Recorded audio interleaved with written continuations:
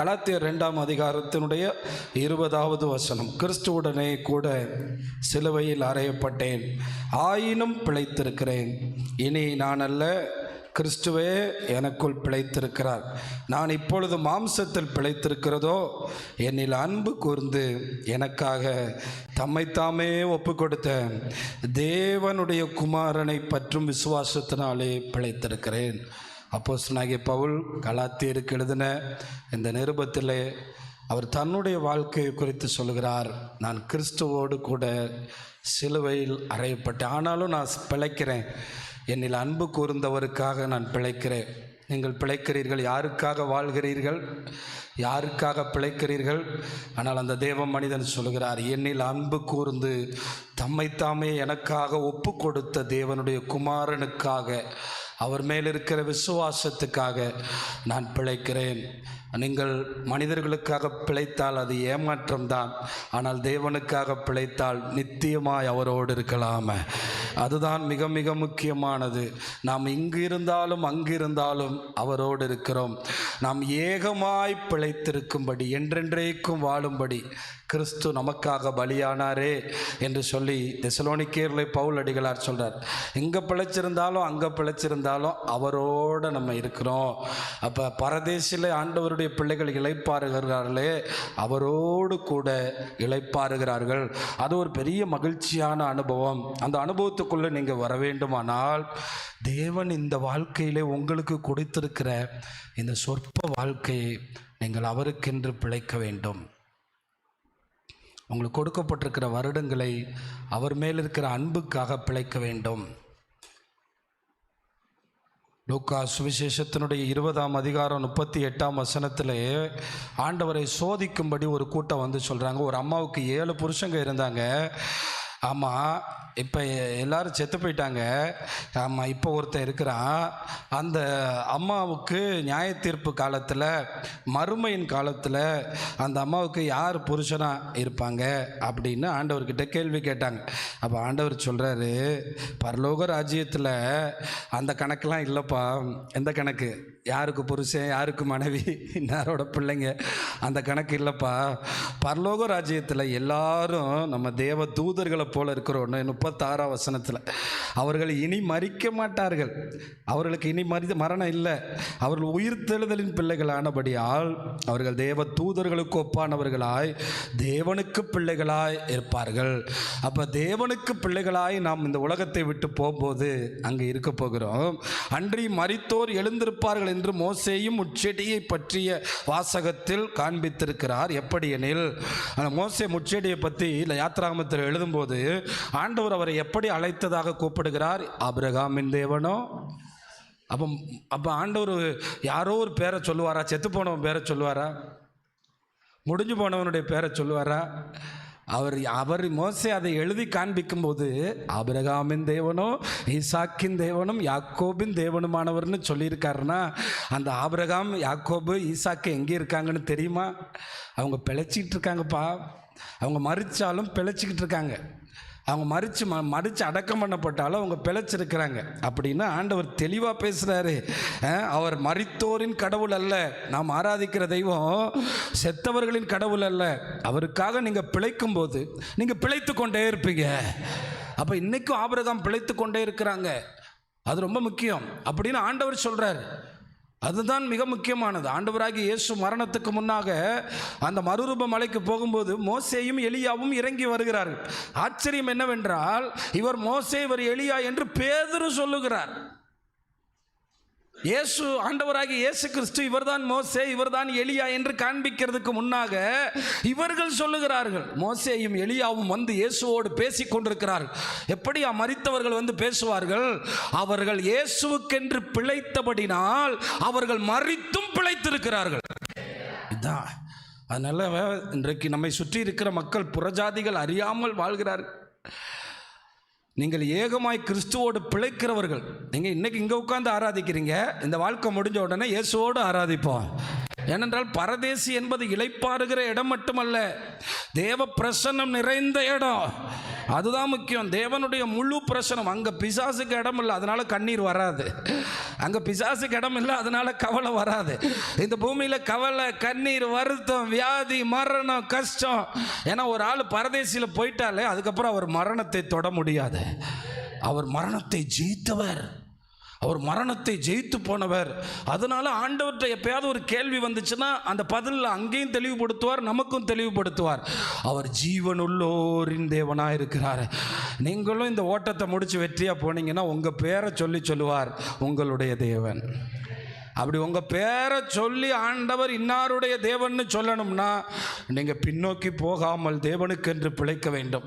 அவர் ஏன் ஆபிரகாமின் தேவன், ஈசாக்கின் தேவன், யாக்கோபின் தேவன் என்று அழைக்கப்பட்டார் என்றால் விட்டு வந்த இச்சையான, விட்டு வந்த காரியங்களை போய் அவர்கள் தொடாமல் எங்கள் தேவன் என்று சொல்லி அதை நினைத்து கூட பார்க்காமல் அவர்கள் வாழ்ந்ததினால் அவர் ஆபிரகாமின் தேவன் என்றும் ஈசாக்கின் தேவன் என்றும் சொல்றார் என்று எபிரேயர் நிருபத்திலே கர்த்தருடைய வார்த்தையை வாசிக்கிறோம்.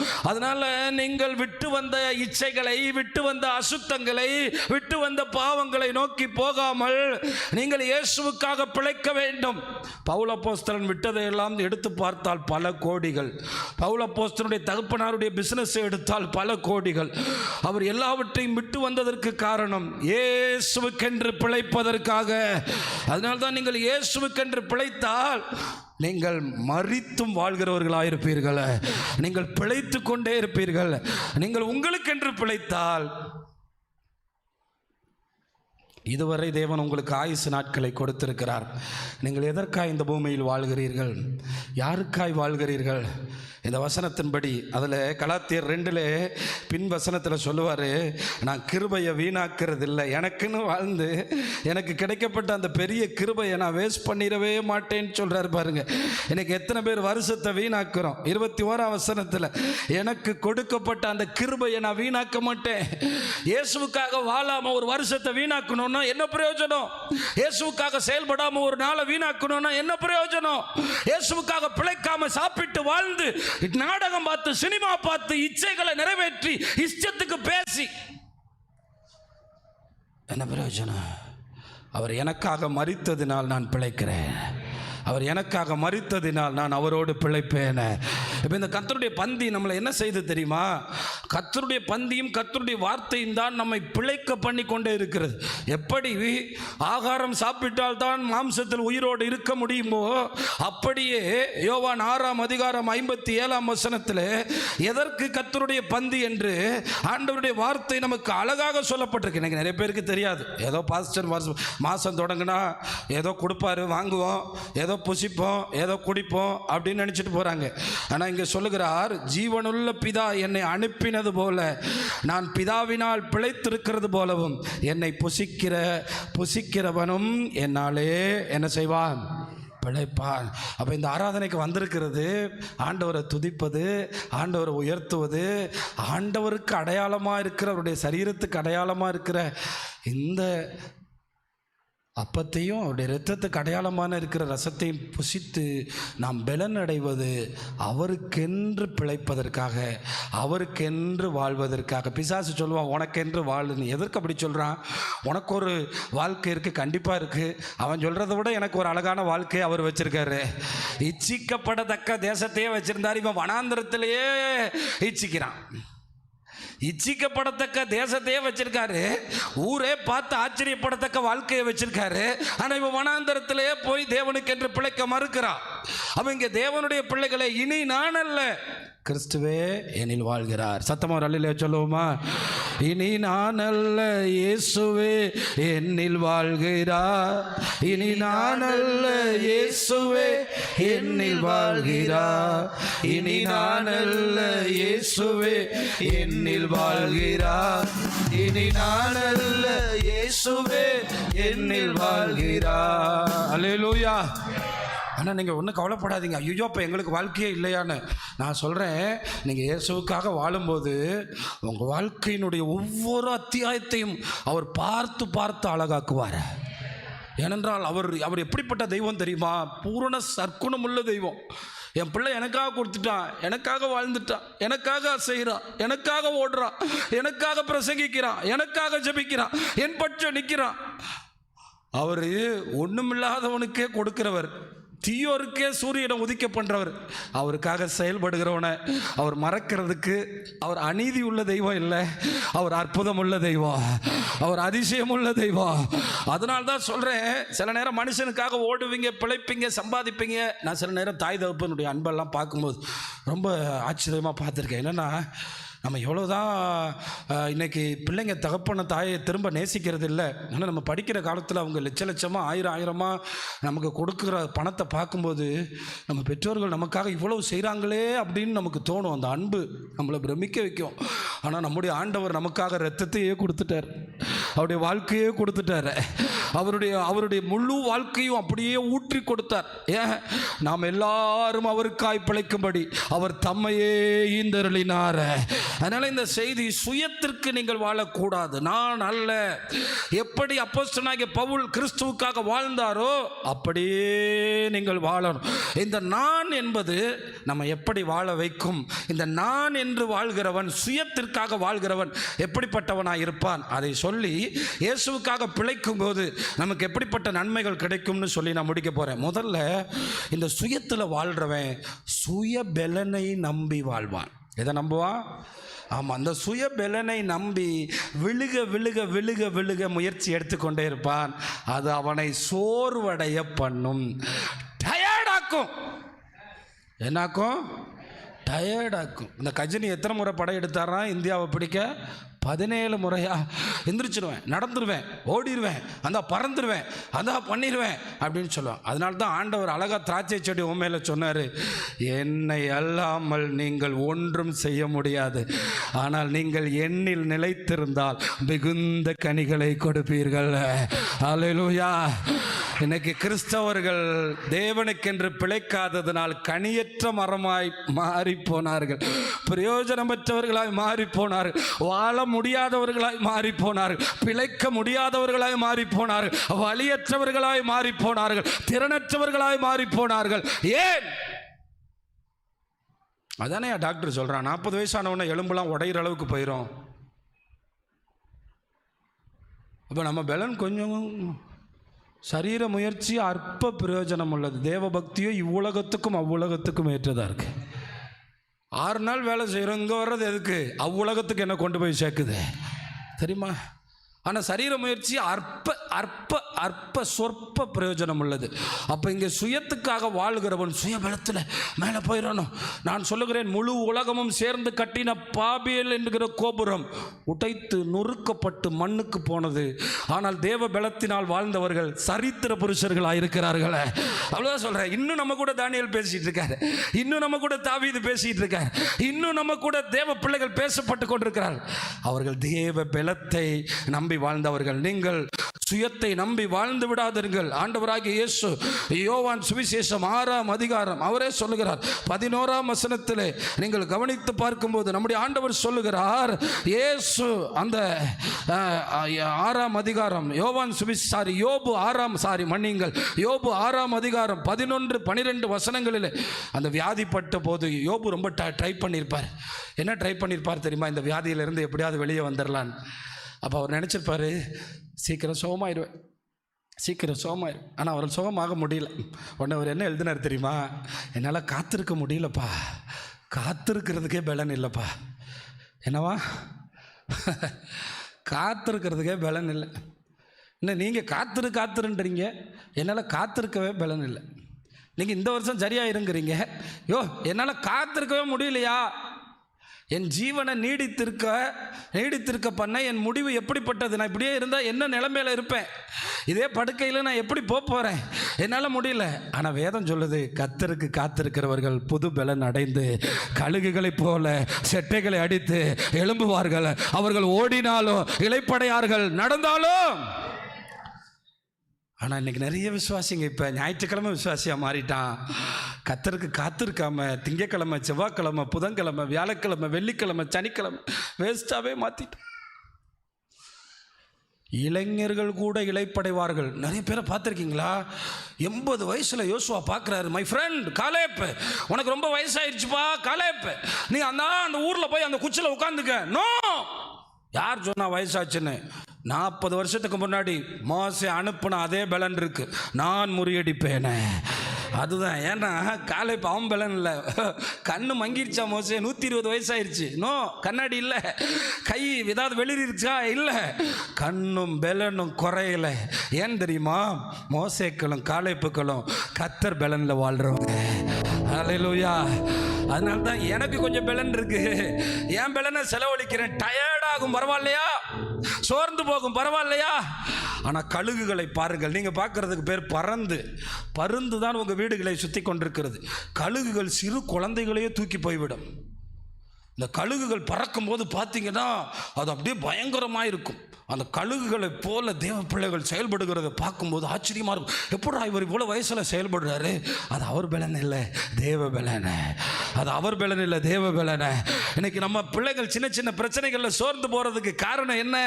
இதே மாதிரி தான். 12ஆம் வசனத்தை பாருங்க. 12ஆம் வசனத்தில், என் பலன் கற்களின் பலனோ, என் மாம்சம் என்ன வெண்கலமா.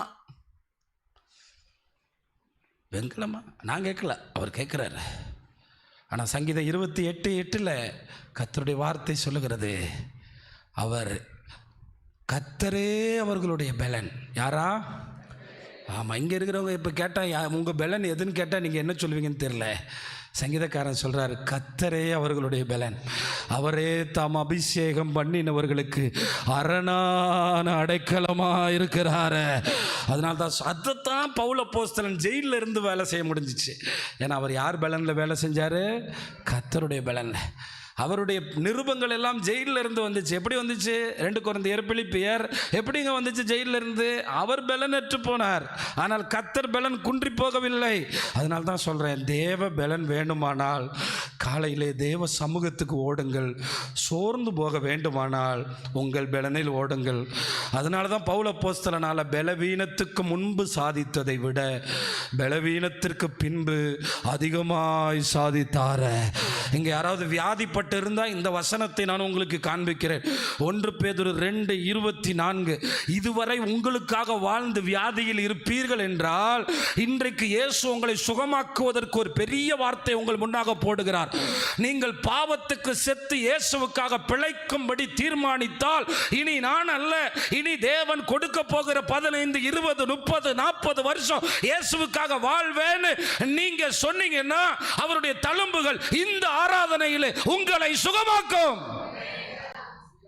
ஏன்னா ஆண்டவர் பாப்பார், பரவாயில்ல இவன் எனக்காக வாழ்றேங்கிறானே, இவன் சரீரத்தை சிறுபில்ல சரீரம் போல மாத்துறேன், இவன் எனக்காக வாழ்றேங்கிறானே, இவன் எனக்காக பேச போறேங்கிறானே, இவனை இன்னும் 20 வருஷம் கூட்டி கொடுக்குறேன். அதுதான் எங்க பிரச்சனை.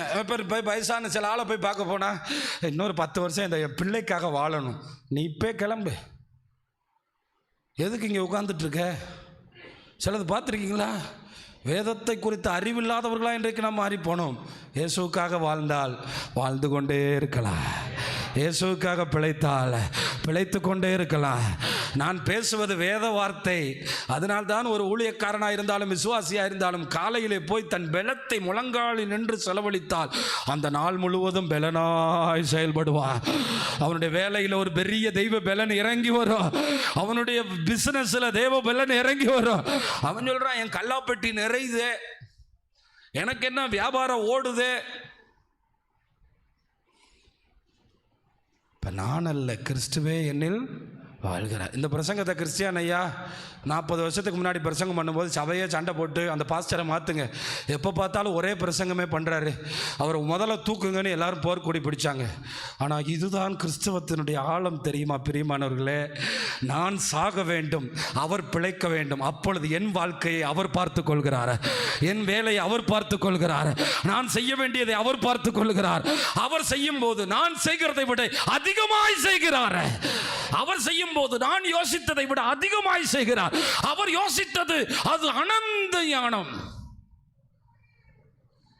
ஆனால் ஆண்டவர் நம்ம சுய பலத்தில் அப்படியே பெரிய கேட்டால் சொல்லுவாங்க, நம்ம ஆளுங்க வேலைக்கு போகிறேன் பிரதர், ஆண்டவர் சொல்லுவார், போ போ போ, முடிவு பாபேல் கோபுரம் தான். சம்பாதிக்கிறேன் பிரதர், சம்பாதிப்பா, நல்லா சம்பாதி, நிறைய சம்பாதிக்க வேண்டியது இருக்குது பிரதர், சம்பாதி, நிறைய ஓடு.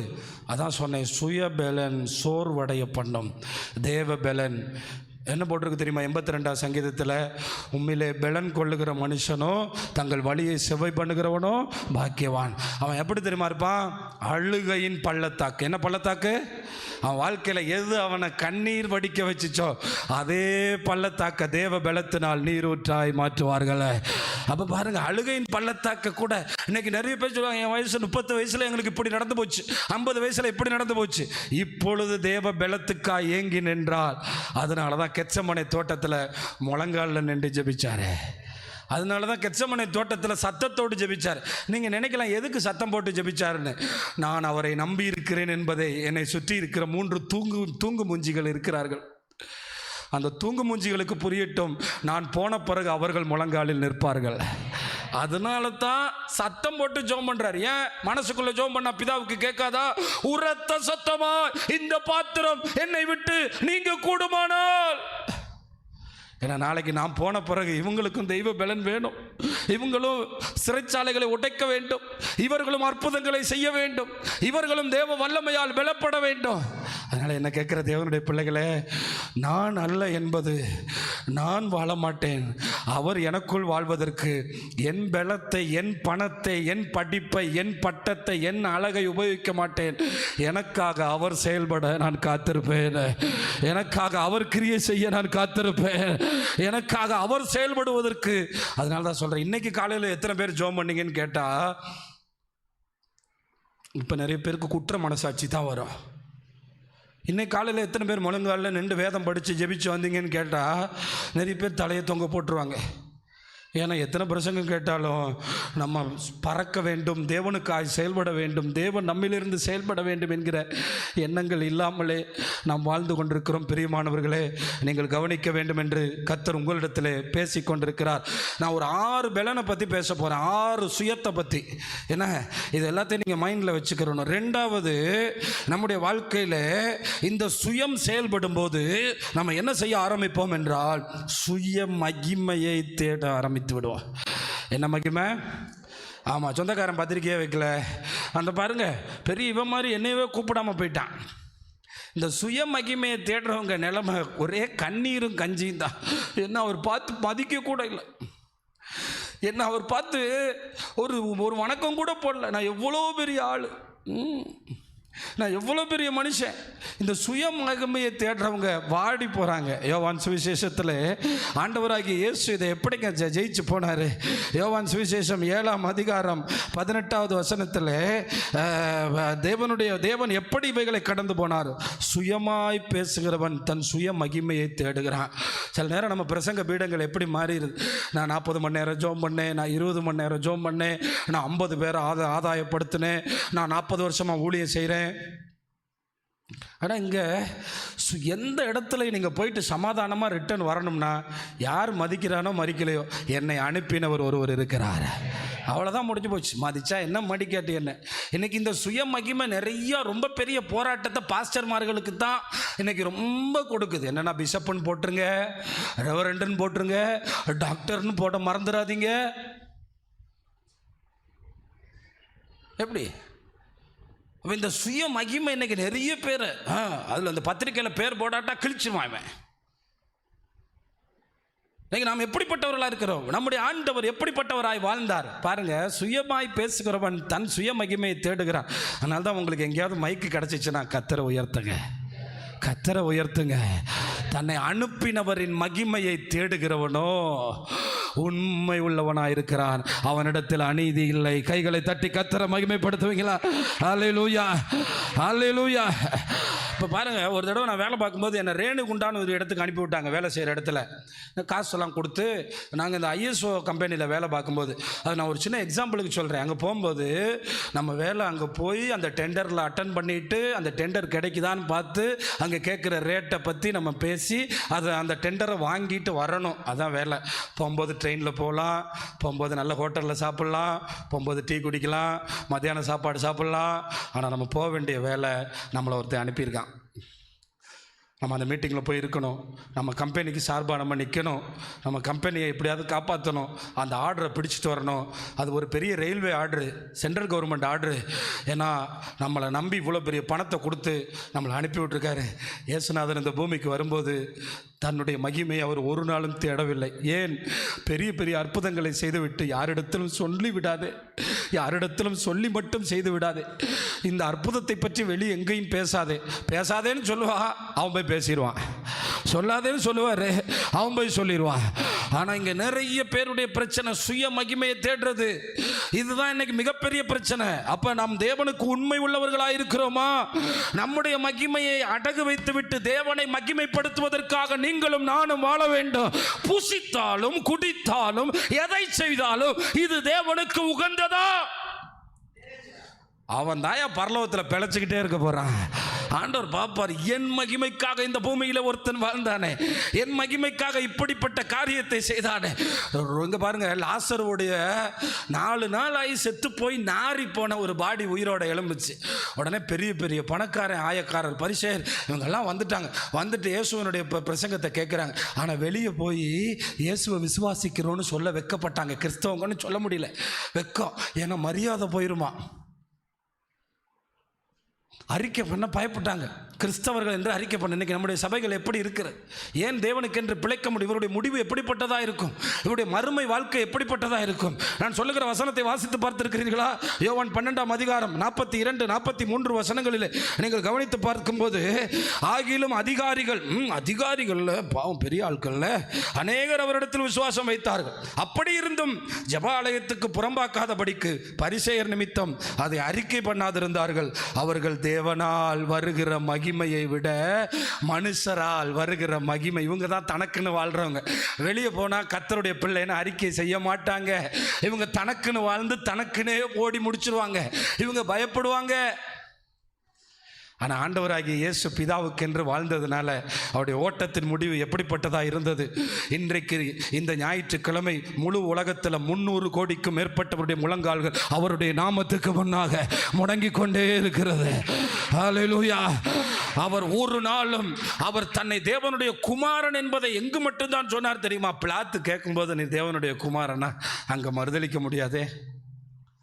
மற்ற இடத்துல சொல்லுவாங்க, எங்கள் தாத்தா யார் தெரியுமா, எங்கள் அப்பா யார் தெரியுமா.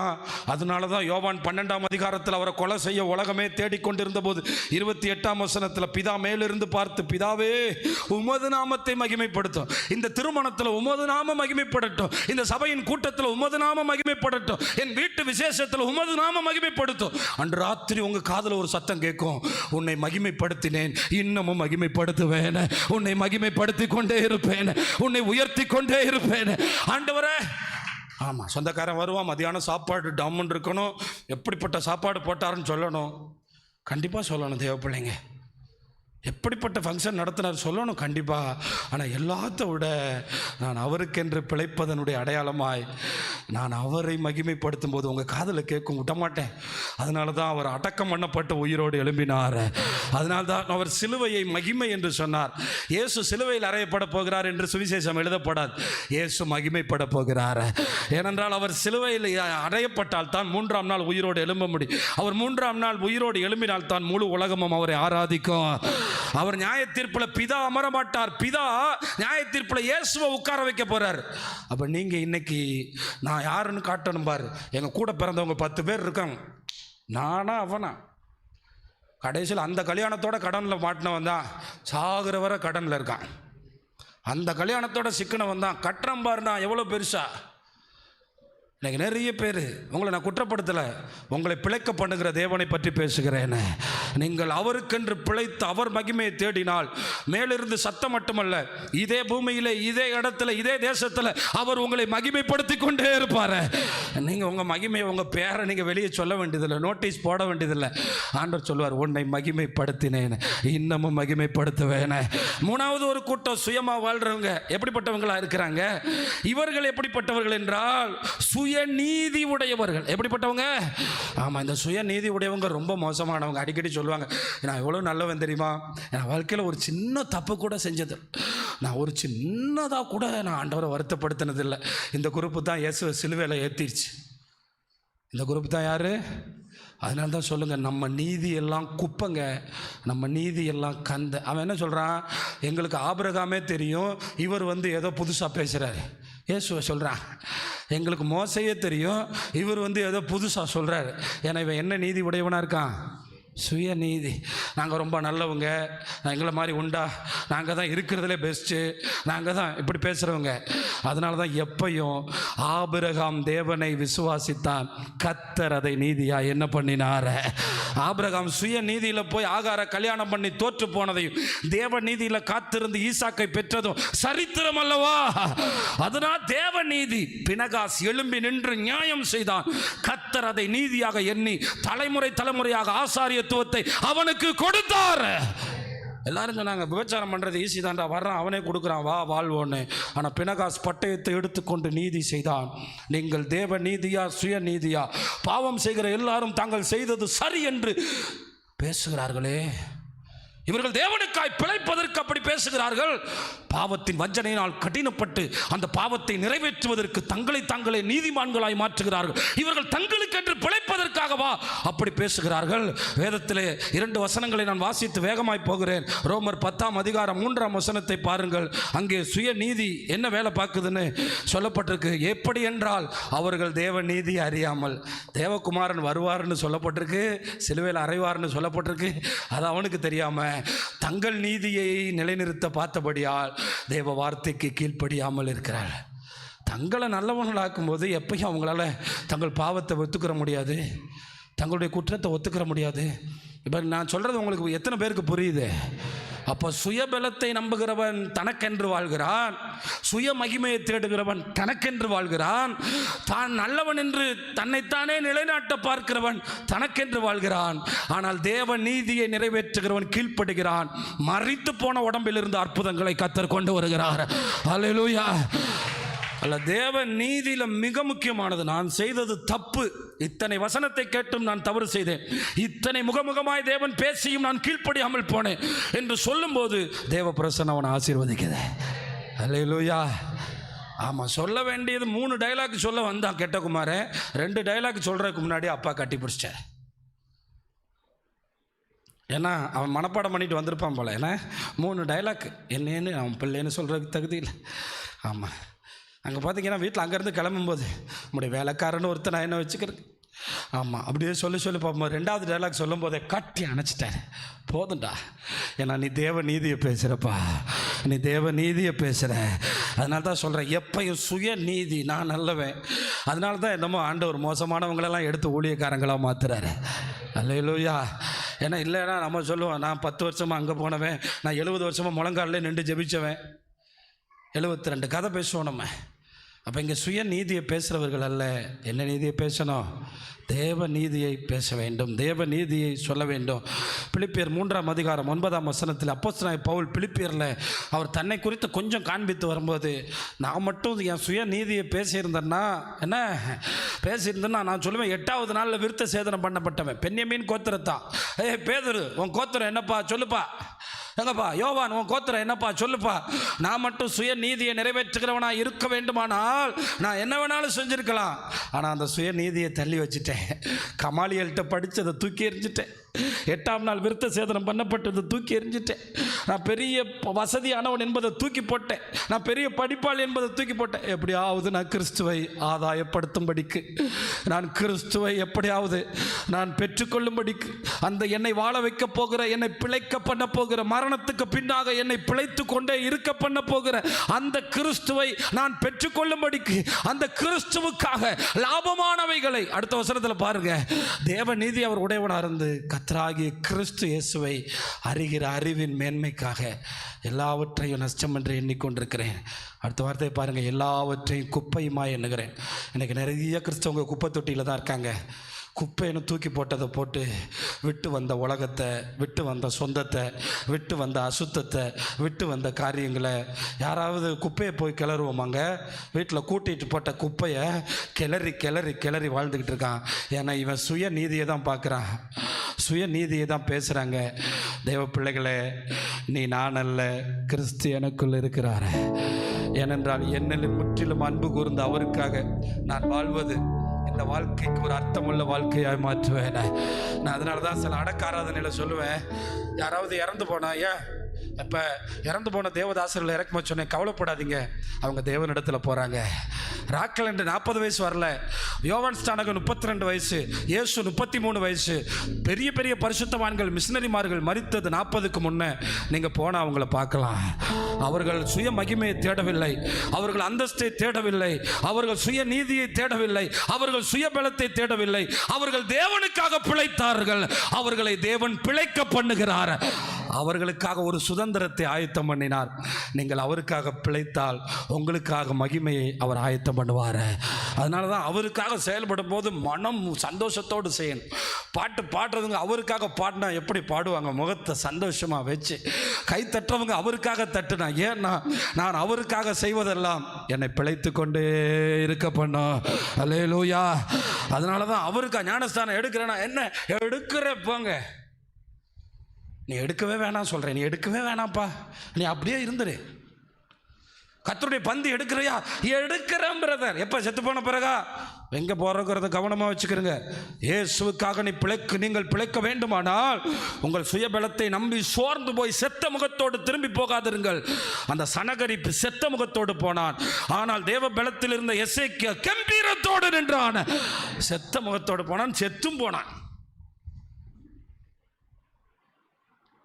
அதனால தான் நீங்கள் எல்லோரும் கேட்கணும், காலையில் எழும்பி இந்த புதிய நாளை மறுபடியும் கண் பார்த்துச்சுப்பா, இந்த 24 hours எனக்காக, உமக்காக, உமக்காகத்தானே உயிர் வாழ்கிறே, உம்மை தானே நேசிக்கிறே, உமக்காகத்தானே உயிர் வாழ்கிறே, உம்மை தானே நேசிக்கி. கையை மேல உயர்த்தி, வாழ்ந்தாலும் உம்மோடுதான், மரித்தாலும் உம்மோடுதான், நான் வாழ்ந்தாலும் உம்மோடுதான், மரித்தாலும் உம்மோடுதான். அல்லேலூயா. அதனால தான் டெய்லி கேளுங்க, உமக்காக பிழைக்கிறதுக்கு பலன் வேணும் ஆண்டவரே, உங்களை மகிமைப்படுத்துறதுக்கு செல்வங்கள் வேணும் ஆண்டவரே. ஆமாம், ஆண்டவருக்கு நமக்கு தேவை 1 கோடி, ஆண்டவருக்கு தேவை 100 கோடி. தெரியுமா உங்களுக்கு? ஆண்டவருக்கு பல கோடி தேவை. ஆனால் அவருடைய மகிமையை தேடும்போது அவர் அதை தருவார். அவருடைய மகிமையை தேடும்போது அவர் அதை பார்க்கிறார். அதனால தான் சுய நீதியை பற்றி பேசாதீங்க. இங்கே உட்காந்துட்டு நான் அவ்வளோ படிச்சிருக்கேன், இவ்வளோ படிச்சிருக்கேன், அப்படி படிச்சிருக்கேன்னா கொஞ்சம் பவுலையும் இயேசுவையும் பாருங்கள். இயேசுநாதர் சுய நீதியை பேசினா, நான் தேவனுடைய குமாரன், நான் எப்படி இருந்தேன் தெரியுமா? ஒரு நாளாவது பேசியிருப்பாரா? எங்கள் அப்பாவுக்கு பக்கத்தில் நான் எப்படிப்பட்ட மகிமையோடு இருந்தேன், ஏன்டா என்னையோட தச்சன்னு சொல்கிறீங்க அப்படின்னு சொல்லியிருப்பாரா? இல்லை. ஆண்டு பிதாவே உம்மை மகிமைப்படுத்தும் ஆண்டவரே, என் பிள்ளைகள் மூலமாக உம்மை மகிமைப்படுத்தும். எனக்கு நிறைய பேர் சொல்கிறான், உன்னை டாக்டர் ஆக்கி பாரு, நான் யாருன்னு காட்டுறேன்னு. அட போடா, நீங்கள் வேற. உம்மை மகிமைப்படுத்துங்கப்பா, இந்த அடியார்கள் மூலமாக உம்மை மகிமைப்படுத்துங்க ஆண்டவரே. நீர் உம்மை மகிமைப்படுத்தும். சில வசனங்களை நாம் வேகமாக காண்பித்து இயேசுக்காக நம்ம பிழைக்கும் போது எத்தனை பெரிய மேன்மையை நாம் பெற்றுக்கொள்கிறோம் என்று சொல்லி நான் வேகமாய் முடிக்க விரும்புகிறேன். கடைசி பகுதிக்குள்ளே வர்றேன். நான் ஒரு 3 சுயபலத்தை 3 சுய காரியங்களை விட்டுட்டேன், நான் முடிக்க விரும்புகிறேன். ரோமர் 6ஆம் அதிகாரம் 10ஆம் வசனத்தில் ஞானஸ்தானத்துக்காக சொல்லப்படுகிற இந்த வசனத்தில், அவர் மரித்தது பாவத்துக்கென்று ஒரே தரம் மரித்தார், அவர் பிழைத்திருக்கிறது தேவனுக்கென்று பிழைத்திருக்கிறார். அப்படியே நீங்களும் பாவத்துக்கு மரித்தவர்களாக. எதற்கு? மரித்தவங்கிட்ட கொண்டு போய் பாவத்தை கொடுத்தா பாவம் செய்வானா? மரித்தவர்கிட்ட போய் பாவம் செய்ய முடியுமா? ஆனால் கிறிஸ்தவர்களால் பாவம் செய்ய முடியுது. கர்த்தருடைய பந்தை எடுத்துட்டு போய் பாவம் செய்ய முடியுது. இயேசு நமக்காக மரித்தது போல நாமும் பாவத்துக்கு மரித்தவர்களாகவும் இயேசுவுக்கென்று பிழைக்கிறவர்களாகவும் எண்ணிக்கொண்டு ஒவ்வொரு நொடியும் அந்த பாவத்தை தொட போகும்போது அந்த சிலுவையை பாருங்க. எனக்காக மரித்தார், நான் பிழைக்கும்படி மரித்தார், நான் அவருக்கென்று வாழும்படி மரித்தார். அதில் என்ன செய்யணும்னா, இந்த கை பாவம் செய்தா இந்த கை இயேசுவின் கையின்னு எண்ணி சிகரெட்டு குடிங்கப்பா. இது இயேசுவின் கையின்னு எண்ணிக்கிறங்க. ஏன்னா அப்படி தான் சொல்லப்பட்டிருக்கு. தண்ணி அடிக்கிறவன் இது இயேசுவினுடைய கையின்னு எண்ணி செயல்பட்டு பாருங்க, அப்போ தெரியும். ஐயோ, ஏனென்றால் எப்போ ஒருத்தன் கிறிஸ்தவன் பாவம் செய்கிறானோ அந்த சாத்தான் சுற்றி இருக்கிறவனுக்கெல்லாம் சொல்லி கொடுத்து பாவத்தை வெளியரங்கமாக்கி அந்த சர்ச்சுக்கு போன பையன் பாருங்க எப்படிப்பட்ட பாவம் செய்கிறான். அதனால தான் 13ஆம் வசனத்தில் போட்டிருக்கு, நீங்கள் உங்கள் அவயவங்களை அநீதியின் ஆயுதங்களாக பாவத்துக்கு ஒப்பு கொடுக்காதீங்கப்பா, உங்களை மரித்தோரிலிருந்து பிழைத்திருக்கிறவர்களாக தேவனுக்கு ஒப்பு கொடுத்து. இப்பவே சொல்லிட்டாரு, நம்மெல்லாம் எங்கேருந்து எழும்புறவங்க? மரித்தோரிலிருந்து பிழைக்கிறவர்கள். நாம் மரணத்துக்கு போய் பிழைக்கிறவர்கள் என்பதை சொல்லி உங்கள் அவயவங்களை நீதியின் ஆயுதங்களாக தேவனுக்கு ஒப்பு கொடுங்கள். அப்படியே வலது கையை உயர்த்தி சொல்லுங்க, ஆண்டவரே என்னுடைய அவயவங்களை, என்னுடைய சரீரத்தை நீதியின் ஆயுதங்களாக, நீதியின் அவயவங்களாக நான் ஒப்பு கொடுக்கிறேன் ஆண்டவரே, நான் ஒப்பு கொடுக்கிறேன் ஆண்டவரே, நான் நீதியின் ஆயுதங்களாக நாங்கள் ஒப்பு கொடுக்கிறோம் ஆண்டவரே. உண்மையாகவே நீங்கள் விரும்பி தேவனுக்கென்று பிழைத்தால் நிச்சயமாக அந்த பாக்கியத்தை தேவன் உங்களுக்கு தருவார். 2 கொரிந்தியர் 5ஆம் அதிகாரம் 15வது வசனத்தில், பிழைத்திருக்கிறவர்கள் இனி தங்களுக்கென்று பிழைத்திராமல் தங்களுக்காக மரித்து எழுந்தவருக்கென்று பிழைத்திருக்கும்படி அவர் எல்லாருக்காகவும் மரித்தார் என்று நிதானிக்கிறோம். அப்போ நமக்காக மரித்தார். இதை நீங்கள் நினச்சி பாருங்களேன். நீங்கள் உங்கள் யாருக்காவது ஒரு விரலை வெட்டி கொடுத்தா கொடுத்துருவீங்களா? ஏங்க ஒரு கிட்னி கொடுங்க. அவர் எவ்வளவு அன்பு வைத்து இறங்கி வந்தார், எவ்வளவு அன்பு வைத்து நமக்காக சிலுவை சுமந்தார், எவ்வளவு அன்பு வைத்து தம்மையை தத்தம் செய்தார். இன்னைக்கு நம்மக்கிட்ட கேட்குறாரு, உனக்காக நான் மரித்தேனே, எனக்காக நீ பிழைப்பாயா? உனக்கு நான் ஒரு பெரிய பிழைப்பை தரும்படி நான் மரித்து உயிர்த்தெழுந்தேனே, நீ எனக்காக வாழ்வதற்கு ஒப்பு கொடுப்பாயா? நம்முடைய வாழ்க்கையில் ஒவ்வொரு நாளும் தாண்டி போகும்போது இன்றைக்கி இயேசுக்காக நான் என்ன செய்தேன்? ஏனென்றால் என்னில் அன்பு கூர்ந்தவருக்காகவே நான் பிழைப்பேன். நான் சுய பலத்தில் பிழைக்க மாட்டேன், நான் சுய நீதியிலே பிழைக்க மாட்டேன், நான் சுய மகிமைக்காக பிழைக்க மாட்டேன். என் வாழ்க்கையின் மூலமாக எப்படியாவது இயேசு மகிமைப்பட வேண்டும், அதற்காக என்னை அர்ப்பணிக்கிறேன், என்னை ஒப்பு கொடுக்கிறேன் என்று சொல்லுங்கள். இந்த சரீரத்தை நீங்கள் பாவத்துக்கு இச்சைக்கு ஒப்பு கொடுத்தா உங்களை அலங்கோலம் பண்ணுறதுக்கு பிசாசு ரெடியாக நிற்கிறான், உங்களை நிர்வாணமாக்குறதுக்கு ரெடியாக நிற்கிறான், உங்களை ஏதோ ஒரு பிரச்சனையில் தள்ளுறதுக்கு ரெடியாக நிற்கிறான். ஆனால் ஆண்டவருக்கு உங்களை ஒப்பு கொடுத்தா உங்களை மகிமைப்படுத்துறதுக்கு அவர் ஆயத்தமாக இருக்கிறாரு. அல்லேலூயா. அதை நீங்கள் நிதானித்து பாருங்க. இந்த பந்தியில் வர்றதுக்கு முன்னாடி அவர் மரித்ததுனால் இந்த பந்தி மட்டுமல்ல, இன்னும் பெரிய மகிமை நமக்காக இருக்கிறபடியால் அதை நிதானித்து பார்த்து எண்ணி பார்த்து நீங்கள் வாழும்படி உங்களை கேட்கிறேன். இன்னைக்கு பலவீனத்தோடு வந்திருந்தீங்கன்னா 2 கொரிந்தியர் 13:4, ஏனெனில் அவர் பலவீனத்தால் சிலுவையில் அறையப்பட்டிருந்தோம். கவனிங்களேன், சிலருக்கு ஏதாவது வியாதி வந்துருச்சுன்னா, சர்ச்சுக்கு போனோம், வியாதி வந்துருச்சு, சர்ச்சுக்கு போனோம், ஒன்றும் நடக்கலை. ஆனால் அவர் சிலுவையில் எப்பயாவது பிதாவை தூசிச்சாராங்க? எப்பயாவது பிதாவை பற்றி தவறாக பேசினாரா? அவர் பலவீனத்தில் சிலுவையில் தொங்கிட்டு இருந்தோம், அவர் தேவனுடைய வல்லமையினால் பிழைத்திருந்தார். அப்படி நாங்களும் அவருக்குள் பலவீனராக இருந்தோம், உங்களிடமாய் விளங்கின தேவனுடைய வல்லமையினால் அவருடனே கூட பிழைத்திருப்போம். அல்லேலூயா. நான் அதனால தான் கேட்குறேன், எப்படியா இவங்களுக்கு தேவனை பற்றி தப்பாக பேச தோணுது? எப்படி தோணுது? இயேசு நமக்கு முன்மாதிரியாக இருக்கிறார். சிலுவையில் அவர் தொங்கிக் கொண்டிருந்த போதும் பிதாவே மன்னியும் என்று சொன்ன தகப்பனவர், அவர் பிதாவே மன்னியும் என்று கூப்பிட்டவர் அவர். ஏனென்றால் அவர் ஒரு நாளும் ஒரு நொடியும் அவர் தனக்கென்று பிழைக்கவே இல்லை. 1 தெசலோனிக்கேயர் 5ஆம் அதிகாரம் 10ஆம் வசனத்தில் இது ரொம்ப ஒரு அற்புதமான வசனம். 1 தெசலோனிக்கேயர் 5:10, நாம் உயிரோடு இருப்பவர்களானாலும் நித்திரை அடைந்தவர்களானாலும். அப்போ இந்த முதல் மரணத்தை வேதாகமம் எப்படி கூப்பிடுது? நித்திரை. ஆனால் 2வது மரணம் ஒருத்தருக்கு வருமானா, சபைக்கு வந்து ஒருத்தர் 2வது மரணம் என்கிற நரகத்துக்கு போவானால் கொடியது, கொடியது. அதனால தான் கர்த்தருடைய வார்த்தை சொல்லுகிறது, நீங்கள் உயிரோடு இருந்தாலும் நித்திரை அடைந்தாலும். அப்போ இங்கே இருக்க மாதிரியே தான் அங்கேயும் இருக்க போகிறோம். அப்புறம் என்ன, நமக்கு தான் டிஃபரன்ஸே இல்லையே, அப்புறம் எதுக்கு பயப்படணும்? இயேசுக்காக பிழைக்கும் போது இந்த வார்த்தை நமக்கு ஒரு நம்பிக்கையை ஊட்டுது. உயிரோடு இருந்தாலும் அவரோட தான், மரித்தாலும் அவரோட தான், பிழைச்சாலும் அவரோட தான். அதனால இந்த வார்த்தையில் ஒரு பெரிய ஆணித்தரமான ஒரு கண்டிஷன் வைக்கிறாரு, தம்முடனே கூட நாம் ஏகமாய் பிழைத்திருக்கும்படி அவர் நமக்காக மரித்தார்.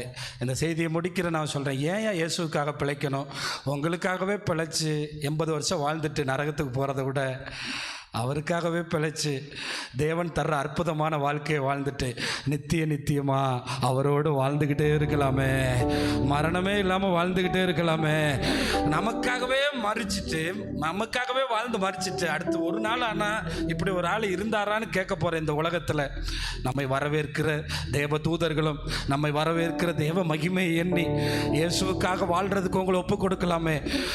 ஆமாம், ஒரு வேளை பவுல் ரட்சிக்கப்படாமல் போயிருந்தாருன்னா இன்னைக்கு பவுல் யாருன்னு யாருக்குமே தெரிஞ்சிருக்காது.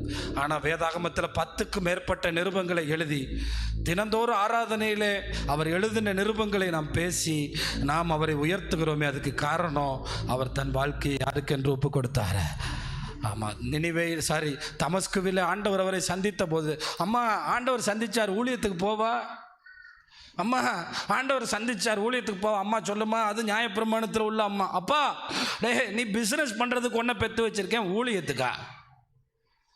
மாம்சத்தோட இரத்தத்தோட ஆலோசனை பண்ணாமல் 3வது நாள் இயேசுவே கிறிஸ்து என்று தைரியமாய் தமஸ்குவிலே பிரசங்கம் பண்ணான்.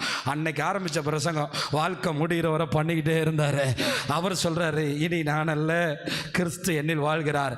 அவர்கள் பரலோகத்தில் மின்னிக் கொண்டிருப்பார். அவருக்கு இன்னொரு பெரிய நம்பிக்கை ஆண்டவர் கொடுத்தாரு. அவருடைய வியாதிக்கு முன்பாக அவரை பரதேசிக்கு கொண்டு போனார். பரதேசில இளைப்பாறுகிற பரிசுத்தவான்களை அவருக்கு காண்பித்தார். அவங்க பேசின மொழியையும் கேட்டார். பக்கத்தில் இருக்க ஆளை பார்த்து சொல்லுங்கள், பரதேசில் பேசக்கூட செய்வாங்க, ஆனால் பாதாளத்தில் மௌன விரதம் தான். அதனால தான் சிலர் இப்போவே என்ன விரதம் இருக்கான். நீங்கள் யாரும் சர்ச்சுக்குள்ளே வந்து என்ன விரதம் இருக்காதிய, அது அவன் கேட்டகரி. பாதாளத்தில் பல் கட்டிப்பும் மௌன விரதம். ஐயோ பாஸ்டர் சொன்னாரே. ஆனால் பரலோகத்தில் போனீங்கன்னா, பரதேசிக்கு போனீங்கன்னா சந்தோஷத்தோடு இருக்கலாம், இளைப்பாறுதலோடு இருக்கலாம். அதனால தான் நான் யாராவது மறிச்சா ரிப்பு போட மாட்டேன். ரெஸ்ட் இன் பீஸ்ன்னு இப்போ பிசாசு எல்லாத்துக்கும் பயன்படுத்துகிறான். கிறிஸ்துவுக்குள் மறித்தவர்கள் மட்டும்தான் ரெஸ்ட் இன் பீஸ். மற்ற ஆளுக்கு பீஸ் இல்லை, மற்ற ஆளுக்கு பீஸ். இதனால் புரிஞ்சுக்கிறங்க. அவன் பீஸ் ஆயிடுவான் செத்து போன பிறகு. நம்ம அப்படி இல்லை, ரெஸ்ட் இன் பீஸ், இளைப்பாறுதல். அது வேணும்னா இயேசுக்காக வாழுங்க. இல்லை பிரதர் நரகத்துக்கே போய்க்கிறேன்னா அப்படியே போங்க.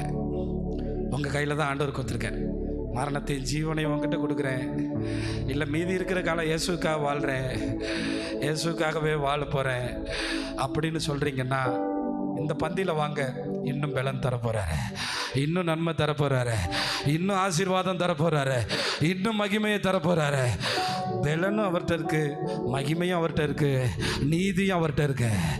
அவர் நீதியை கரெக்டாக கண்டுபிடிங்க, சிலுவையில் அறைய மாட்டீங்க. அவர் பலனை வாங்குங்க. ஆமாம், அதனால தான் கட்டில் மரணத்தில் படுத்து கிடந்தாலும் ஆமாம் உற்சாகமான வார்த்தையை சொல்லி அனுப்பணும். இயேசு ஜீவிக்கிறார.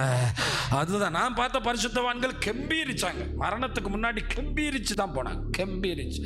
ஆமாம், கையை பிடிச்சி பெரிய இன்ஸ்பெக்டர் சொன்னாங்க, அடுத்த வாரம் சர்ச்சுக்கு வந்துடு. சில நிமிடங்களில் பரலோகம் போயிட்டாங்க.